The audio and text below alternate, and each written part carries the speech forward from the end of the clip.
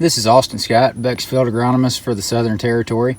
I'm walking some fields today and just wanted to give you an update of what I'm seeing from the field as far as nutrient deficiencies go on corn.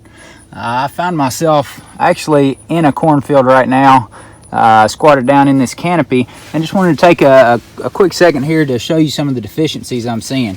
So the leaf I've got right here is showing nitrogen deficiency. It was on the lower of the plant, and you can see nitrogen deficiency typically starts at the midrib and works its way back from the point, and it'll eventually show kind of a V-shaped pattern, but the midrib actually turns yellow necrotic before the outside of it, so you'll typically see that kind of V-shaped yellowing from the leaf back on that one.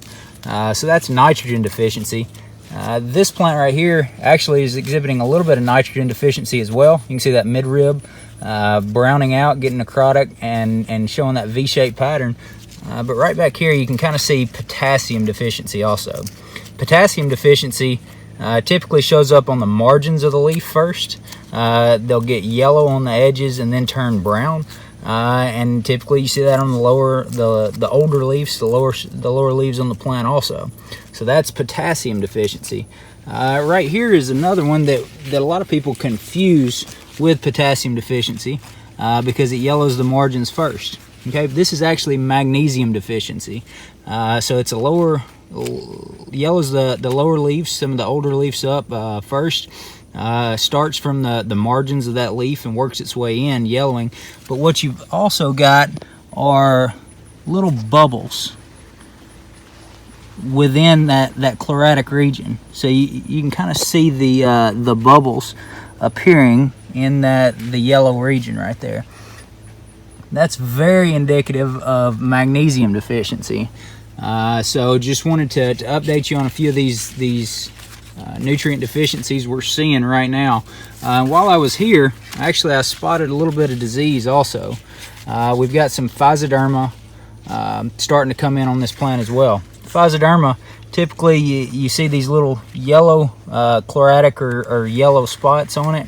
A lot of people confuse it with rust sometimes, but you'll also get these purple dots on the midrib where that physoderma is infecting that plant. Typically physoderma is not a yield limiting disease, but in the recent years we've started to see more of it, so it's something we're starting to rate for. Physoderma brown spot on the leaf, like I said, is typically not yield limiting, and you typically don't trigger a fungicide application for that disease, but some other issues that come with that disease sometime can be brittle node. So if you get some heavy infection of physoderma, sometimes it can infect the nodes, the lower nodes of that corn plant, and make them brittle and more prone to snapping late in the season. Again, this is Austin Scott, Beck's field agronomist for the Southern Territory. Have a good day.